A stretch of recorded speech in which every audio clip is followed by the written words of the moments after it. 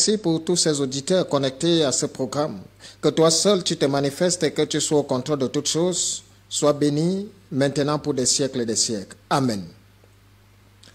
Alors, aujourd'hui, je serai seul à pouvoir communiquer avec toi. Je ne suis pas seul parce qu'en tout temps et en tout lieu, le Saint-Esprit est avec moi. Le Saint-Esprit est mon partage et le Saint-Esprit est mon guide. Et je le souhaite que cela soit aussi ton partage. Je ne suis pas le seul. Chacun de nous a une expérience. Chacun de nous a une relation. Chacun de nous a un témoignage vivant par rapport à sa rencontre, par rapport au bienfait de Dieu, par rapport à tout ce que Dieu ne cesse de faire dans nos vies. C'est pour cela que je ne cesserai de dire aux uns aux autres, ta vie est un témoignage. Tu as toujours quelque chose à dire à notre Seigneur. Peu importe, tous les jours, à chaque seconde, à chaque instant, à chaque minute que tu passes sur la terre, dis toujours à Dieu merci. Merci pour ce souffle de vie, parce que beaucoup n'ont pas la grâce de l'avoir.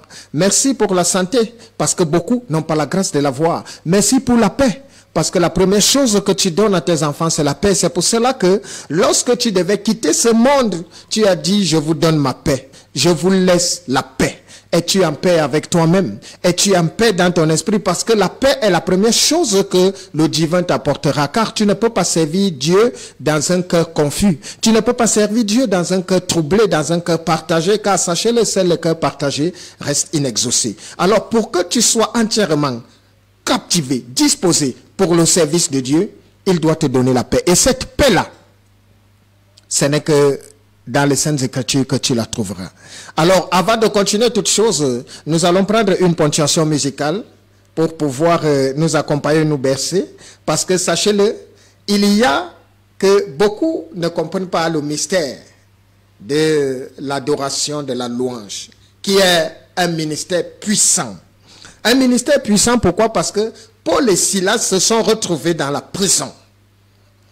À une heure avancée de la nuit, ils ont commencé à chanter des louanges. Ils ont commencé à adorer le Seigneur. Alors qu'ils étaient barricadés, menottés, ils n'ont pas tenu compte des chaînes qui étaient leur partage. Pourquoi est-ce que Paul et Silas se mettent en adoration, en louange? Parce qu'ils savaient qu'ils doivent rendre grâce à Dieu en tout lieu et en toutes circonstances. Ils n'ont pas été frustrés de se retrouver dans la prison. Ils n'ont pas été frustrés de se retrouver à ce moment dans l'épreuve. Alors, pendant qu'ils étaient dans l'épreuve, ils ont loué Dieu. Ils ont manifesté le désir de démontrer à Dieu qu'aucune barrière ne pourrait m'empêcher de te servir. Oui, Seigneur, pendant que je passe par des moments difficiles, ce n'est pas le moment pour moi de baisser la tête. Au contraire, tu dois lever la tête et te dire que seul Jésus a le dernier mot. La prison dans laquelle tu te trouves n'a pas de pouvoir sur toi. Elle n'aura de pouvoir sur toi que si tu penses qu'elle peut te dominer. Quel que soit ce par quoi tu passes, sache une chose. Rien n'est impossible à Dieu. Quand tu as compris que toutes les épreuves qui sont ton partage, c'est le Seigneur qui te permet d'être là. Pourquoi? Parce qu'il y a toujours un message derrière chaque situation. Il y a toujours quelque chose que le Seigneur voudrait te faire comprendre au travers des épreuves. Parce que le Seigneur nous parle d'une manière ou d'une autre. Quand tu n'es pas attentif, il va passer par des épreuves pour te parler. Quand tu n'es pas attentif, il va passer par la maladie pour te parler. Quand tu n'es pas attentif, il va te frapper pour te parler. Et tu finiras par comprendre que seul Jésus-Christ est Seigneur. Alors, nous sommes en adoration. Lorsqu'il m'est donné d'écouter et de suivre cette mélodie, je dis toujours à Dieu, tu es tout pour moi. Et toi aussi, tu devrais toujours faire ce témoignage à Dieu pour dire à Dieu que mon existence, c'est toi, car il n'y a personne derrière moi, il n'y a personne devant moi. Tu es tout pour moi. C'est toi qui fais de moi ce que je suis. Or, nous devons savoir que le Seigneur n'a pas besoin de nous pour être Dieu. Mais nous avons besoin de lui pour être ce que nous sommes. Une vie bâtie sans Jésus-Christ est une maison ou une vie programmée à échouer. Aucune vie ne peut résister ou ne peut subsister si le Christ n'est pas ton partage. Ne confonds pas l'illusion à la réalité. Car le monde est rempli d'illusions, de chimères. Le monde est rempli de mensonges. Mais seul Jésus-Christ est la vérité. Car il a dit, Je suis le chemin, je suis la vérité et je suis la vie. Et nul ne peut venir au Père que par moi. Alors je t'invite à emprunter ce canevas qu'est Jésus-Christ afin que tu sois éclairé. Cependant, j'aimerais passer un chaleureux bonsoir à ma très chère maman, maman Marie de l'autre côté d'un Colmessin, à tous ceux qui sont connectés à cette émission, la révélation de Christ, à toutes ces brebis de partout dans le monde entier, chacun là où elle se trouve, chacune là où elle se trouve, que le Seigneur continue de nous élever pour son œuvre et que le forum, la révélation, vous connaîtrez la vérité, puisse être dans la lumière afin que le Seigneur soit manifeste. 691, 629, 833, c'est le numéro du prophète. Pour tous ceux qui ont des préoccupations pour connaître exactement pourquoi la lumière ne t'atteint pas. Parce qu'à la vue de toutes choses, tout va mal. Et le monde a besoin de connaître la vérité. Car le Christ nous a dit, dans Jean chapitre 8, en deuxième verset, vous connaîtrez la vérité et c'est elle seule qui vous affranchira. Mais si vous êtes dans les ténèbres ou dans l'ignorance, vous ne serez qu'une marionnette au milieu de cette violence, au milieu de ce monde intrépide qui vous écrasera à coup sûr. Nous ne sommes pas venus pour être ou pour regarder des autres. Nous sommes venus pour être des acteurs. Et chacun a de l'importance et chacun a quelque chose à accomplir à condition qu'il reste devant la présence du Seigneur. Aujourd'hui, je vais venir te parler, toi qui m'écoutes, de ma rencontre, de mon histoire. Je vais te brosser sommairement parce que j'aimerais et je te brosserai toujours, je te raconterai toujours cette histoire parce que c'est mon histoire. Et mon histoire, tu devras la connaître. Pourquoi? Parce que si je suis ici aujourd'hui, j'aimerais bien toujours, et je te dirai toujours la vérité, je ne sais pas comment je fais pour me retrouver là. Mais je sais que cette histoire a commencé quand j'avais 8 ans. Quand j'avais 8 ans, je ne suis qu'un enfant. Si vous me demandez à 8 ans ce que je voulais faire, je ne pourrais vous dire parce que je ne savais même pas moi-même ce que je voulais faire de ma vie. D'abord, quelle vie? Je n'étais qu'un enfant qui ne rêvait que manger, boire, aller à l'école, s'amuser. C'était tout mon rêve là. Alors mes rêves ne tournaient autour de mes jouets, de mes bonhommes, de mes voitures mécaniques, électriques et tout ça. C'était ça, mon rêve. Alors un matin, pendant que j'allais puiser de l'eau, ici même, dans ce quartier à Titi Garage, le Seigneur s'est révélé à moi. Le Seigneur m'a appelé pendant que j'étais seul dans cette source. Il m'a appelé pour la première fois. J'ai cru que c'était des fantômes. J'ai pris peur parce que le raisonnement de cette voix au crépuscule comme ça, et avec maman qui me disait que c'était des endroits où des fantômes habitaient et tout cela, j'ai pris peur. Et j'ai demandé c'est qui? Avec une voix tremblante, j'ai commencé à grelotter, à trembloter, parce que j'avais eu peur de cette voix. Et quand j'ai voulu encore faire le deuxième pas, la voix m'appela encore, Daniel. Et je me retournais encore et je demandais c'est qui? Tout en tremblotant, étant effrayé, parce que la voix avait l'impression de me casser le tympan. Et je savais que ça doit être un fantôme. J'avais tellement peur que j'ai commencé à grelotter. Et après, quand j'ai voulu encore faire le pas, la voix m'a appelé pour la 3e fois et la voix m'a parlé. Et cette voix, elle m'a dit, elle est toujours fraîche à moi, elle m'a dit, je t'envoie sauver ton père, ta mère et toute ta famille. Et c'est là où j'ai demandé, c'est qui? Pour la 3e fois, et j'ai commencé à grelotter. Lorsque ma soeur est venue me chercher, je me suis levé, je n'étais plus moi-même. Alors, quand je suis rentré, je suis tombé malade. Parce que tu ne peux pas être en contact avec le divin sans que quelque chose ne change. Je suis subitement tombé malade et j'ai vomi. Quand je suis allé me coucher, je me suis endormi. Maman m'a donné des médicaments pour boire. Quand j'ai bu ces médicaments, je ne les ai même pas bu d'ailleurs, je les ai jetés. Parce que moi, je ne buvais pas de comprimés. J'avais horreur jusqu'aujourd'hui. Mais ce n'est pas que je te conseille, toi, de faire pareil. Pour moi, ça a été toujours comme ça. J'avais horreur de tout ça.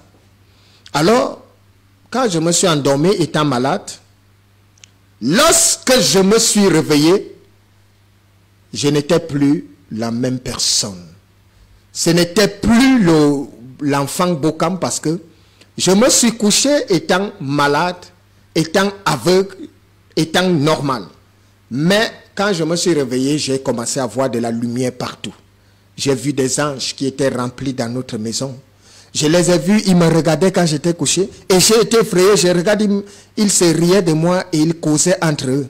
J'ai vu des gens avec des ailes, je ne savais pas que c'était des anges. Et c'est là où ils m'ont dit, ne crains pas, nous sommes venus pour toi. Je les ai vus inonder notre maison. Et le ciel s'est ouvert. Je voyais de grandes lumières. Et quand j'ai vu cela, j'ai appelé mon frère aîné, je lui ai dit, je suis en train de voir des gens. Il m'a dit, quels gens? Je lui ai dit, il y a des gens avec des robes, ils ont des ailes, d'autres ont des épées, ils disent qu'ils sont venus ici pour moi. Il me dit, tu es sorcier? Je lui ai dit, je ne sais pas si c'est de la sorcellerie, mais moi je vois des gens, ils sont là. Et voilà même un qui est placé derrière toi et te touche les cheveux. Il dit, toucher quels cheveux? Et il a pris peur, il est allé voir notre maman. Il a attendu que notre maman revienne et il a dit à maman, il y a quelque chose que ton fils est en train de faire là-bas. Ou c'est la sorcellerie ou c'est quoi? Alors, quand maman est arrivée, elle me dit, qu'est-ce que je suis en train d'entendre là? Tu dis que tu es en train de voir quoi? Je lui dis, je vois des gens. Elle me dit, quels gens? J'ai dit, c'est des gens avec des ailes. Ils sont en train de passer même au travers des murs. Ils sont partout là, dans la maison. Ils disent qu'ils sont venus pour nous protéger. Elle me demande, tu es sorcier? Je lui dis, je ne sais pas si je suis sorcier. Mais tout ce que je sais, c'est que je vois des gens. Ils sont là et ils me disent qu'ils sont venus. Dorénavant, nous allons marcher ensemble. Et elle a dit non, il faut qu'on attende ton père. Alors quand mon papa est rentré le soir du travail, elle est allée dans la chambre, elle lui a parlé. Et j'ai suivi mon papa qui a commencé à gronder. Et en disant à ma maman, non, je ne veux pas des choses de la honte chez moi. Je ne veux pas entendre ces choses-là, les choses de la sorcellerie. Moi, Makou, je suis un homme connu. Quand on va venir dire que c'est mon fils qui a commencé la sorcellerie, non, je ne suis pas d'accord. Voilà ce qui va se passer. Ton sorcier d'enfant et toi. Je ne veux plus entendre quoi que ce soit. Et moi, je suis donc venu, je guettais là. Je suivais, comme il disait à ma maman, il ne veut pas entendre la sorcellerie. Et ma maman lui a dit, j'ai souvent gardé tes neveux ici, là. J'ai souvent gardé ta famille ici, avec des cas de sorcellerie. Celui-là, si c'est que c'est la sorcellerie, je vais le garder ici. Et mon papa dit, d'ailleurs, je vais voyager. J'irai à Douala, et lorsque je rentre de Douala, je ne veux plus te trouver, et toi, et ton sorcier de fils chez moi. Peuple de Dieu, mon papa a voyagé pour Douala. J'ai 8 ans. Je ne connais rien. Mais c'est le Seigneur qui est venu et m'a dit, instaure la prière ici. Derrière mon papa, j'ai commencé à dire à mes frères, voilà, le Seigneur dit qu'on doit prier. Mais ils me disent, mais quand on disait qu'il faut prier, si tu refusais, comment? Je leur dis, voilà, il me dit que nous devons commencer les prières ici. Et il va nous montrer comment nous devons faire. C'est ainsi que j'ai commencé, selon que le Seigneur me montrait, à apprendre à mes frères comment il faut prier, comment nous devons faire. Parce qu'il y avait des anges devant moi qui me guidaient. Et lorsque mon papa est rentré du Douala, quand je l'avais entendu sonner, tout le monde, tous mes frères sont allés l'embrasser. Moi, je ne suis pas allé parce que j'étais frustré, j'avais peur. Je savais que, bon, comme il sait qu'il dit que je suis sorcier, mieux je ne vais pas là-bas. Et je suis resté. Et mon papa, quand il est rentré, il a juste dit à ma maman, je suis venu, j'étais en santé. Mais dès que j'ai franchi le seuil de cette porte, c'est comme si j'ai reçu un coup à la nuque. Je ne suis pas en santé. Il y a quelque chose. C'est de là où mon papa allait se coucher et ça a commencé à aller rapide. C'est allé très vite. Au point où mon papa s'est retrouvé déjà au seuil de la mort. Or, dès que mon papa s'est couché, le Seigneur m'a ouvert les yeux. Et je vois sa maman, qui est une femme qui était respectée dans le village, une grande diaconesse. Parce que mon grand-père paternel était catéchiste et elle était diaconesse, une femme de référence, adulée dans tout le village. Et je la vois, elle est en train de tenir une réunion autour d'un grand feu dans la nuit. Elle a un siège royal et c'est comme ça que tous ceux qui ont participé à cette réunion, les noms étaient inscrits au-dessus. C'est là où je dis à ma maman, je suis en train de voir grand-mère ici, là, elle est la reine. Elle est autour d'un grand feu au village, elle est en train de faire une réunion pour tuer papa. C'est là où maman Marie me dit, attention, là tu commences à me faire peur. Elle me posa encore la question, est-ce que tu es sorcier? Je lui dis, je ne sais pas si je suis sorcier, mais je sais une chose. Je vois déjà des choses. Et elle m'a dit, ces gens-là peuvent te voir. Je lui ai dit, non, ils ne peuvent pas me voir. Mais je les vois. Elle me dit, tu reconnais des gens là-bas? Je lui dis, je ne reconnais personne, mais je vois des noms écrits sur la tête des uns et des autres. Et elle me dit, tu peux lire ces noms? Je dis, je vais essayer. À 8 ans, je ne savais pas vraiment lire normalement. J'étais au CM1. Et c'est comme ça que l'ange a commencé à me dicter les noms. Quand j'ai commencé à citer les noms qui étaient inscrits sur la tête des uns et des autres, ma maman a eu peur. Et elle a dit, qui t'a dit toutes ces personnes? C'est des personnes qui sont redoutées dans le village. Tu les connais comment? Je lui ai dit, je suis en train de les voir. Ils sont en train de faire une réunion et c'est le papa qu'ils ont mis au milieu là. Ils veulent le tuer. Et c'est sa mère qui est en train de le livrer. Elle me dit, non. Ça, si on lui dit ça, c'est grave. Alors ça s'est enchaîné comme ça. Et mon papa allait de mal en pis. Alors un dimanche matin, il y avait match. Et je voyais des gens pleurer là. Je voyais ma maman pleurer. Mon papa ne faisait que devenir fatigué. Alors pendant que je le guettais à distance, je ne m'approchais pas de lui, sachant que lui, il savait que je suis un sorcier. Et c'est de là où le Seigneur m'a dit, va et impose-lui les mains. Je me suis levé et je suis allé vers mon père. Il était couché dans la chambre seul. Et je lui ai imposé les mains. Il me regardait. Il n'avait même pas la force de dire quoi. Il m'a juste regardé. Et dès que je lui ai imposé les mains, mon papa a sursauté du lit. Quand moi j'ai voulu sortir, il m'a arrêté. Il me dit, en tremblotant, il me dit, attends. Qu'est-ce que tu viens de me faire là? Je lui ai dit rien. Il me dit non. C'est là où il s'est appelé ma maman. Il dit, Marie, viens. Ma maman venait aussi en courant, croyant qu'elle le trouve, il est debout. Elle lui dit, c'est quoi? Il dit qu'il y a quelque chose ici. Il y a quelque chose dans cette maison. L'enfant, s'il vient de m'imposer les mains, je suis en santé. D'ailleurs, je m'en vais voir le match. Elle dit, tu vas voir le match comment? Elle dit que je suis guéri. Mais je reviens. Il y a quelque chose ici. Je ne comprends pas ce qui vient de se passer. Il m'a juste imposé les mains et je me suis senti bien. Je voudrais te dire, peuple de Dieu, que quand tu me vois venir ici, là, ne pense pas que je viens perdre mon temps. Je viens pour sauver des âmes. Parce que le Christ m'a envoyé sauver son peuple. Et là où je suis, je dis toujours, si je suis serviteur, réel prophète de Dieu, il vous montrera la lumière. C'est à lui de vous prouver que je suis son serviteur. Ce n'est pas moi. Parce que c'est lui-même qui m'a envoyé ici. Si je suis ici à cette radio aujourd'hui, c'est lui qui m'a dit va là-bas. C'est lui qui me guide et qui m'instruit. Et je marche selon la volonté de celui qui m'a envoyé. Je n'ai pas à impressionner et je ne suis pas là que vous acceptiez ou pas, que vous y croyez ou pas. Mais c'est mon histoire.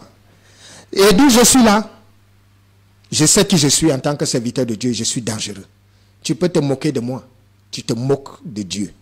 Tu peux m'insulter, me mépriser, tu méprises Dieu.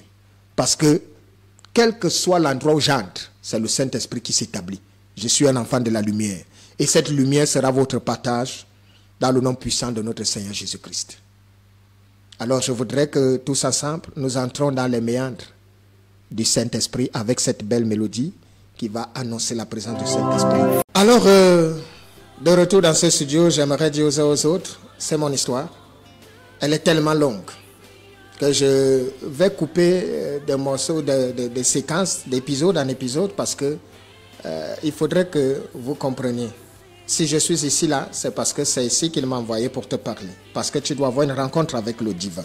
Ceci étant, nous allons prendre la deuxième partie de notre programme, où nous allons tous ensemble méditer sur les Saintes Écritures. Et la lecture de ce soir nous sera tirée du livre d'Ésaïe, chapitre 59. Nous pourrions lire tout le chapitre, mais nous allons nous arrêter quelque part.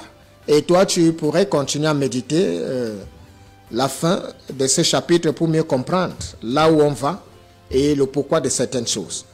Alors, voilà ce que dit Ésaïe 59. Non, la main de l'Éternel n'est pas très courte pour sauver, ni son oreille trop dure pour entendre. Mais ce sont vos crimes qui mettent une séparation entre vous et votre Dieu. Ce sont vos péchés qui vous cachent sa face et l'empêchent de vous écouter, car vos mains sont souillées de sang et vos doigts de crime. Vos lèvres profèrent le mensonge, votre langue fait entendre l'iniquité. Nul ne se plaint avec droiture, nul ne se plaint avec justice, nul ne plaide avec droiture. Il s'appuie sur des faussetés. Ils s'appuient sur des choses vaines et disent des faussetés. Ils conçoivent le mal et enfantent le crime. Ils couvrent des œufs de basilic et tissent des toiles d'araignée. Celui qui mange de leur œuf meurt, et si l'on en brise un, il sort une vipère. Leurs toiles ne servent point à faire un vêtement, et ils ne peuvent se couvrir de leur ouvrage. Leurs œuvres sont des œuvres d'iniquité, et les actes de violence sont dans leurs mains. Leurs pieds courent au mal et ils ont hâte de répandre le sang innocent. Leurs pensées sont des pensées d'iniquité. Le ravage et la ruine sont sur leur route. Ils ne connaissent pas le chemin de la paix. Et il n'y a point de justice dans leur voie. Ils prennent des sentiers détournés. Quiconque y marche ne connaît point de paix. C'est pourquoi l'arrêt de délivrance est loin de nous. Et le salut ne nous atteint pas. Nous attendons la lumière, et voici les ténèbres. La clarté, et nous marchons dans l'obscurité. Nous tâtonnons comme des aveugles le long d'un mur. Nous tâtonnons comme ceux qui n'ont point Dieu. Nous chancelons à midi comme de nuit. Au milieu de l'abondance, nous ressemblons à des morts. Nous grondons tous comme des ours. Nous gémissons comme des colombes. Nous attendons la délivrance, et elle n'est pas là. Le salut, et il est loin de nous. Car nos transgressions sont nombreuses devant toi, et nos péchés témoignent contre nous. Amen. Alors, peuple de Dieu,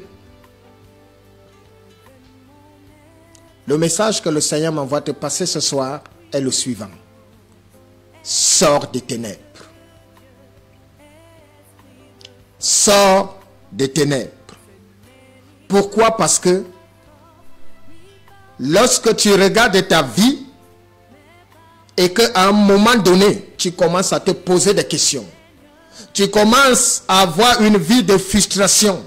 Lorsque tu te regardes aujourd'hui, tu commences à observer des choses qui ne sont pas d'ordre naturel. C'est parce que tu vis dans les ténèbres. C'est parce que tu vis loin de la face de Dieu. C'est pour cela que la main de l'Éternel ne t'atteint pas. C'est pour cela que tu te retrouves en difficulté sur la terre. Quel est ton problème exactement? c'est que tu n'es pas connecté à l'œuvre de Dieu. Pourquoi? Parce que est-ce que la main de l'Éternel est très courte pour pouvoir t'atteindre? Pourquoi ma vie est une vie parsemée de frustration, alors que quand je regarde autour de moi, des gens sont atteints de la grâce? Alors qu'on me dit que lorsque le Christ est établi dans une vie, c'est la grâce qui est établie, qui est son partage. Quelle est la cause des ténèbres qui se trouvent dans ta vie? C'est toi-même. C'est toi-même. Pourquoi? Parce que tu n'es pas sérieux dans ta marche. Tu n'as même pas, d'ailleurs tu n'as aucune marche avec le Seigneur. Pourquoi? Le monde est rempli de frustration, peuple de Dieu. Le monde est rempli de méchanceté. Le monde est rempli d'incrédulité. C'est pour cela que le Christ nous a préparé à cela en nous disant, bien-aimés, depuis Jean-Baptiste, le royaume des cieux est forcé. Et sachez que pour s'y accaparer, il faudrait se faire violence. Parce qu'à la lumière de toutes choses, Dieu n'exauce pas la prière. Ce n'est pas dans l'émotion que Dieu se révélera à toi. Dieu exauce ta foi. Lorsque tu fais confiance à Dieu, lorsque tu lui abandonnes toutes choses, lorsque tu crois en lui, alors Dieu se révélera. Si ta vie est une vie de ténèbres, parce que quand tu essayes des choses, rien ne va. Parce que lorsque tu vas entreprendre, c'est l'échec qui est ton partage. Parce que quand tu regardes autour de toi, les gens ont une facilité à pouvoir atteindre leur objectif. 2024, tu ne sais pas. Pendant qu'autour de toi, des gens décollent. Tu penses que pour pouvoir atteindre la lumière, ce n'est pas ta propre force que cela se fera? Tu penses que tous ceux qui sont élevés là, c'est par leur propre force? Jésus-Christ est Seigneur. Et il te dit ce soir que ma main n'arrive pas à t'atteindre. Parce que tu es chargé d'iniquité. Les iniquités dont tu es chargé ici, c'est l'incrédulité. Non, ma main n'est pas très courte pour te sauver. Mon oreille n'est pas dure pour t'entendre. Mais c'est parce que tu ne me fais pas confiance. Parce que tu ne fais pas de moi ta priorité. Parce que tu ne crois pas à moi que je ne pourrai pas intervenir dans ta vie. Pour que je puisse intervenir dans ta vie, tu dois m'inviter. Est-ce que tu m'as ouvert la porte de ton cœur? Parce que j'ai dit, voici je me tiens à la porte. Je frapperai. Et quiconque entrera, j'entrerai et je souperai avec lui. Telles sont les paroles de notre Seigneur Jésus-Christ. Alors, pendant que le Seigneur Jésus-Christ est en train de frapper à la porte de ton cœur, ce cœur qui est rempli d'hypocrisie, ce cœur qui est rempli d'incrédulité, ce cœur qui est rempli de mesquinerie, est-ce que tu as donné la place à Jésus dans ta vie et tu t'es retrouvé dans les ténèbres? Parce que quel que soit l'endroit où tu es, dès que le Seigneur Jésus-Christ entre dans ta vie, il apporte la lumière. C'est pour ça qu'il nous a dit, tout enfant de Dieu, vous tous qui m'écoutez, qui me servez, vous êtes comme le sel et vous êtes la lumière du monde. Et vous êtes des étoiles. Des étoiles sont faites pour briller. Il y a tellement de frustration dans ce monde. Pendant que tout va mal dans ta vie, tu penses que c'est par ta propre force que tu pourrais régler un problème, tu ne peux pas. Tu penses que pour changer ton histoire, c'est par toi, c'est pas ta propre force, tu ne peux pas. Tu n'as pas la capacité là. Parce que cet enjeu est quelque chose qui dépasse ton entendement. Alors, pendant que tu te lèves, tu commences à voir autour de toi des irrégularités. Tu commences à voir tout autour de toi des choses qui ne sont pas d'ordre normal, qui ne sont pas d'ordre naturel. Cherche la présence de Dieu. Cherche la face du Seigneur. Viens te prosterner devant le Seigneur afin qu'il change ton histoire. Pourquoi? Parce que vous devez savoir que le Christ a ressuscité des morts pour démontrer qu'il a le pouvoir sur la vie et la mort.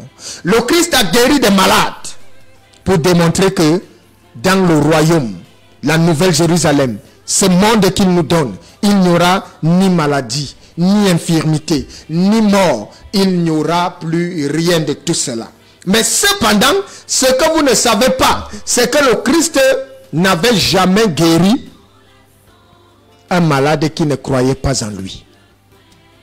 Ah, peut-être vous ne le saviez pas, Mais je voudrais vous rassurer, méditons tous ensemble les Saintes Écritures. Vous allez vous rendre compte que, avant de guérir, avant d'accomplir un miracle dans la vie de toutes ces personnes, il a posé d'abord des questions. Crois-tu que je puisse faire cela?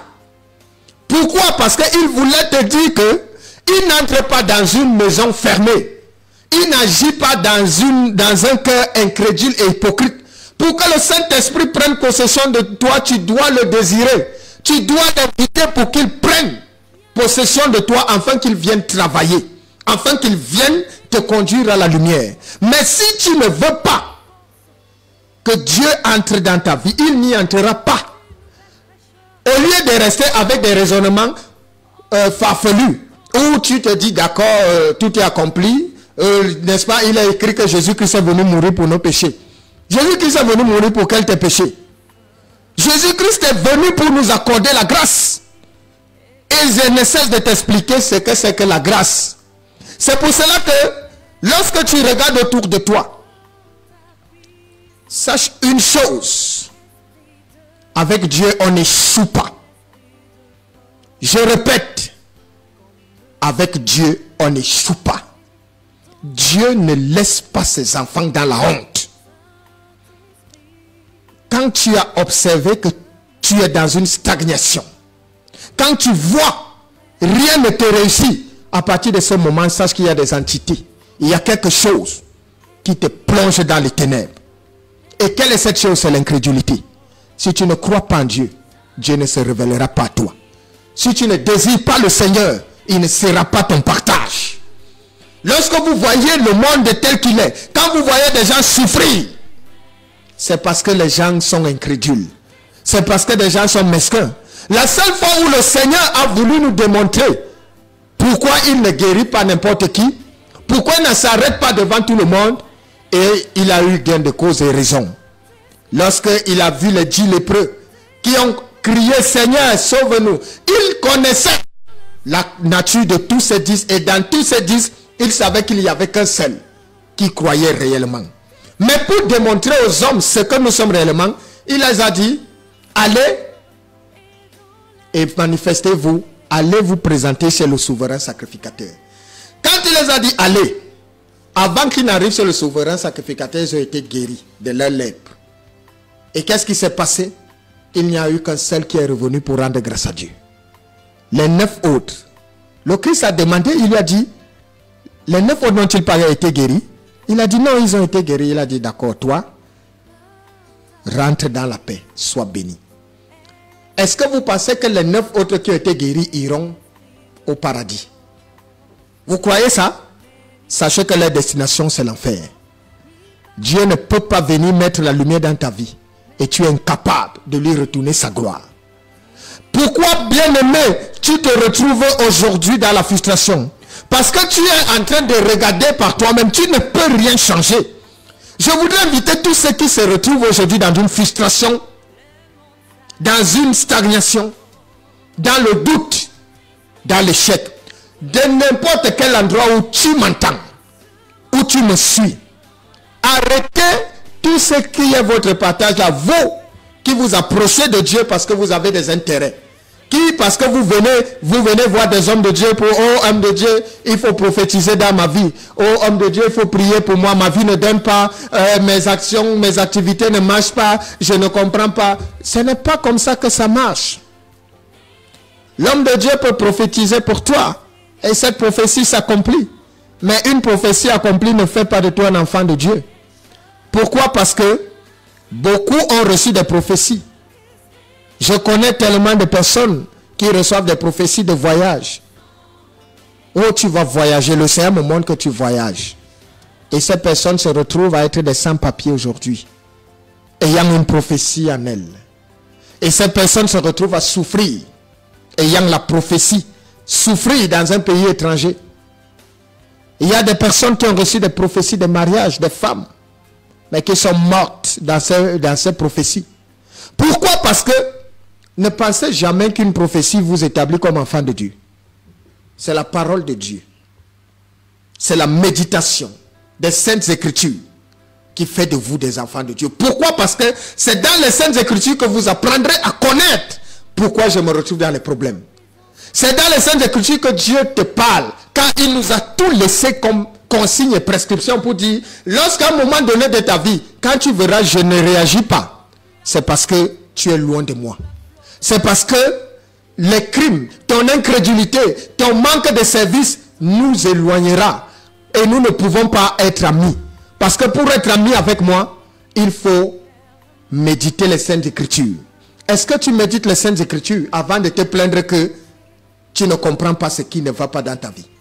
Lorsque tu te retrouves face à des situations, face aux épreuves, quelle est la première chose que tu fais? Quand tu commences à aller dans tous les sens, quand tu doutes, quand tu t'éloignes de Dieu parce que tu te retrouves dans les problèmes, ça démontre que tu ne connais pas Dieu. C'est au moment même où les épreuves doublent d'ardeur que toi aussi, tu dois doubler de persévérance. Parce que quand tu es venu devant la face de Dieu, quand tu es venu devant la présence de notre Seigneur avec un problème, tu sais que il y a deux choses qui sont le partage des enfants de Dieu. Quand on est devant la présence du Seigneur, c'est la patience et la persévérance. Voilà pourquoi le Christ n'a cessé de nous dire, veillez et priez. Tu ne sauras jamais à quel moment le Seigneur va décider de te visiter. Mais il savait souvent que le Seigneur nous attend là où nous ne sommes pas. Pourquoi? Parce que nous ne lui faisons pas confiance. Et dès l'instant où tu ne lui fais pas confiance, ta vie est dans les ténèbres. Et tu vas te plaindre. Et tu vas être dans la frustration. Et tu vas pleurer. Dieu ne va pas t'exaucer parce que Dieu ne t'entend pas. Pourquoi Dieu ne m'entend pas? Pourquoi suis-je dans les ténèbres? Parce que je ne suis pas et je ne fais pas plaisir à Dieu. Parce que je ne suis pas connecté à son partage. Dieu n'est pas un irresponsable pour te laisser de là où tu es. Dieu est un Père responsable qui s'occupe de tous ceux qui s'abandonnent à lui d'un cœur sincère. Voilà pourquoi tu te rendras compte que il y a beaucoup de frustration dans ce monde. Il y a beaucoup qui se retrouvent là à faire des efforts. Ce n'est pas par la force. Ce n'est pas parce que tu es le plus capé ou le plus intelligent que tu auras une situation stable. Tout pouvoir vient de Dieu. Et celui qui établit toutes choses, c'est Dieu. S'il fait du bien à l'un, il en fait aussi à l'autre. Alors si tu vois des hommes prospères dans ce monde, sache que toi aussi tu peux prospérer. Mais si tu ne prospères pas, tu ne sais jamais la relation de quelqu'un avec Dieu. C'est pour cela que lorsque tu es là, tu ne connais pas. Ne viens pas te placer là pour commencer à dire, ah, moi je vois, il y a des gens qui sont bien nés. Et dès qu'ils veulent faire quelque chose, tout ce qu'ils veulent faire, ils réussissent avec. Et nous qui sommes là, nous on est venus. Non. Tu ne connais pas la vie de celui-là. Parce qu'avec Dieu, il y a un temps de préparation. Il y a un temps de désert. Il y a un temps de frustration où les hommes se riront de toi, où les hommes se moqueront de toi, où les hommes te diront, mais tu dis que tu es enfant de Dieu. Pourquoi ce Dieu-là ne peut pas t'aider? C'est ça le désert. Mais ce désert n'est pas éternel. Parce que le désert a un temps. Dieu t'amènera toujours au désert pour te préparer et te forger dans l'homme. Dès qu'il te sortira du désert, il te donnera une situation simple. Il mettra la lumière en toi. Afin que toi, tu n'ailles pas vers tes ennemis. Car il a dit, ce n'est pas à toi de retourner vers eux. Mais c'est à eux de revenir vers toi. Parce qu'ils te feront la guerre. Mais ils ne te vaincront pas. Ça voudrait dire que tu n'as pas à avoir peur de tes ennemis. Pourquoi? Parce que quand Dieu est avec toi, il ne te mettra jamais au même niveau que tes ennemis. Il ne te mettra jamais au-dessous de tes ennemis. Dieu met tous ses enfants au-dessus de ses ennemis. Dieu te mettra toujours au-dessus de tes ennemis. Et pour que tu sois au-dessus de tes ennemis, tu dois lui faire confiance. La question que je te pose aujourd'hui, fais-tu confiance à Jésus? Lorsque tu regardes 2024, est-ce que tu sais que cette année 2024 peut être ton année? Est-ce que tu sais que en un clic, en un claquement de doigts, le Seigneur change ton histoire? Est-ce que tu es conscient de ça? Parce que le Dieu dont je te parle, c'est un Dieu qui s'en fout du protocole humain. S'il a décidé que je te lève en cette saison, tu seras élevé. Mais Dieu ne décide pas sur celui qui ne lui fait pas confiance. Dieu décide d'élever ceux qui lui font confiance. Parce que chaque fois qu'il a élevé des hommes qui n'ont pas confiance en lui, Généralement, la plupart de ces hommes sombrent toujours dans l'orgueil. L'orgueil parce qu'ils se mettent à croire qu'ils ont reçu ce qu'ils ont parce qu'ils sont très forts, parce qu'ils ont tellement bataillé, parce qu'ils sont au-dessus des autres. Pourtant, avec le Seigneur, il nous apprend l'humilité dans l'abondance. Il nous apprend la reconnaissance continuelle et éternelle. Tout enfant de Dieu, toute personne qui a le Saint-Esprit, le même Saint-Esprit, il est le même, voudrait que l'humilité est notre partage. L'amour. Et le fait de ne se considérer comme rien. Voilà pourquoi Dieu au milieu de nous, il s'est fait tout petit. Il a lavé les pieds des apôtres en disant, si moi qui suis Dieu, je vous lave les pieds. Faites pareil les uns pour les autres. Pourquoi? Parce que les adultes n'entrent pas dans le royaume des cieux. C'est un monde où pour y entrer, il faut être un enfant. Laissez venir à moi les petits enfants et ne les en empêchez pas, car le royaume des cieux est pour ceux qui leur ressemblent. Tu dois ressembler à un enfant pour pouvoir posséder le royaume des cieux. Alors ce soir, je voudrais te dire de façon formelle, tant que tu vas rester rebelle, tant que tu vas refuser de venir devant la présence du Seigneur afin qu'il change ton histoire, sois sûr que tu mourras dans cette situation. Sois sûr que rien ne changera. Tu auras beau pleurer, sache que Dieu n'exauce pas les pleurs. Il y a une différence lorsque un enfant de Dieu pleure et lorsque un chrétien pleure. Dieu, quand il écoute les pleurs de son enfant, il a l'obligation de réagir. Parce que là où nous sommes, lorsque le Seigneur m'envoie vers vous, il m'a dit, ne va pas là-bas pensant que tu peux convaincre qui que ce soit. Ne va pas là-bas pensant qu'ils vont accepter quoi que ce soit. Va leur dire, le reste, je m'en charge. Toi, tout ce que je te demande, va, dis-leur. Qu'ils y croient ou qu'ils n'y croient pas, tu fais ta part. Le reste, je m'en charge. Et c'est pour cela que je viens ici rempli d'assurance. Parce que je suis prophète de l'Éternel. Parce que je sais que l'onction qui m'a été donnée voudrait que toute personne, quel que soit l'endroit où j'entre, même si cette vie était gâtée ou dans les ténèbres, si tu écoutes ce que je te dis, la lumière viendra à toi. Parce que je suis prophète de l'Éternel. C'est pour cela que toi qui m'écoutes, qui es rebelle à la parole de Dieu, il est fort probable que tu meurs dans cette situation. Et le Seigneur ne sera pas dans les mois à cause de toi. Mais si tu es dans la présence du Seigneur, alors bien aimé, je t'invite. Si tu sers Dieu et que tu me dis, prophète, voilà, je suis au service de Dieu. Voilà ce que je fais. Voilà ce que je fais. Et jusque-là, la honte est mon partage. Alors, le Seigneur m'a envoyé pour te guider, afin que la lumière t'atteigne. C'est pour cela qu'il m'envoie vers vous. Il m'a dit, ils sont ignorants. Va leur porter la lumière.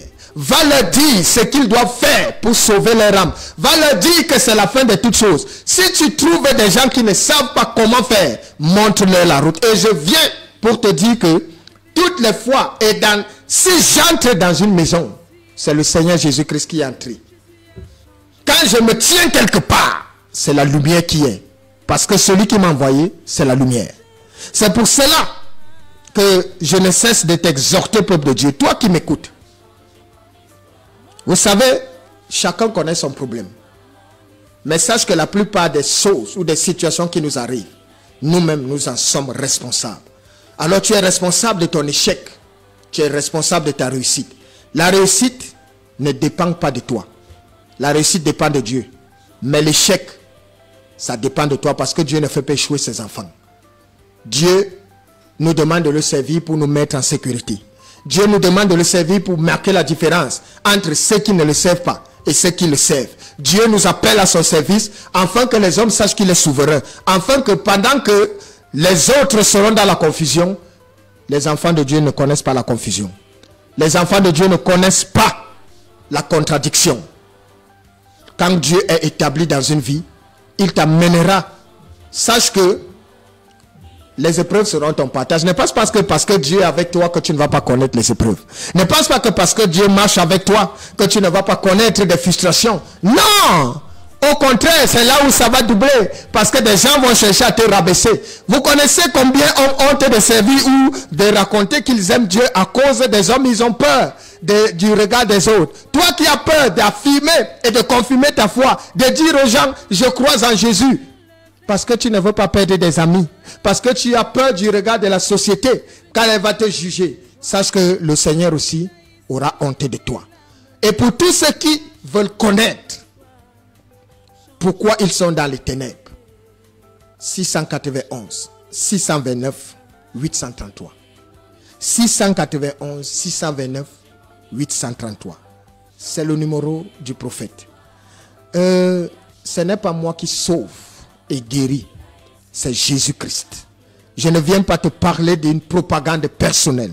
Je viens te dire, toi qui m'écoutes bien-aimé, Dieu fait ça. Et il change de destinée. Alors fais-lui confiance et tu sortiras des ténèbres. 2024, je te mets au défi. Viens donner ta vie sincèrement à Christ. Tu verras comment il changera ton histoire. Et pour tous ceux qui sont connectés à ce partage, je vous dis, soyez patients et persévérants. Cette année 2024, avant la fin de cette année, la lumière touchera chacun de vous, quel que soit l'endroit où vous êtes. Si le Seigneur m'a envoyé et que je suis réellement son prophète, cette parole s'accomplit à partir d'aujourd'hui. Alors, gloire à Dieu pour toutes choses. Nous sommes arrivés au terme de cette émission. Je voudrais inviter continuellement les uns les autres à se connecter à Dieu. Nous sommes à la fin des temps. Beaucoup peuvent vous dire que Dieu n'est pas réel. Beaucoup peuvent mépriser, beaucoup peuvent se rire, se moquer. Mais je voudrais vous dire une chose. Oh, si le Seigneur pouvait vous ouvrir les yeux. C'est dangereux ce qui arrive devant là. Alors je ne voudrais pas qu'un jour la frustration soit ton partage. Que le Seigneur te bénisse. Que sa main puissante t'accompagne. Et que cette parole puisse t'ouvrir les yeux afin de changer ton histoire maintenant pour des siècles et des siècles. Rendez-vous samedi. Pour tous ceux qui veulent bien, je ne cesse de vous le dire. 691, 629, 833. Nous sommes connectés de l'autre côté de Kolmesen où nous méditons, où nous prions. Viens te joindre à nous et le Seigneur fera toutes choses. Ce n'est pas le prophète qui fera. Dieu fait toutes choses. Que le Seigneur te bénisse abondamment. Bye bye. Shalom à tous. Bye.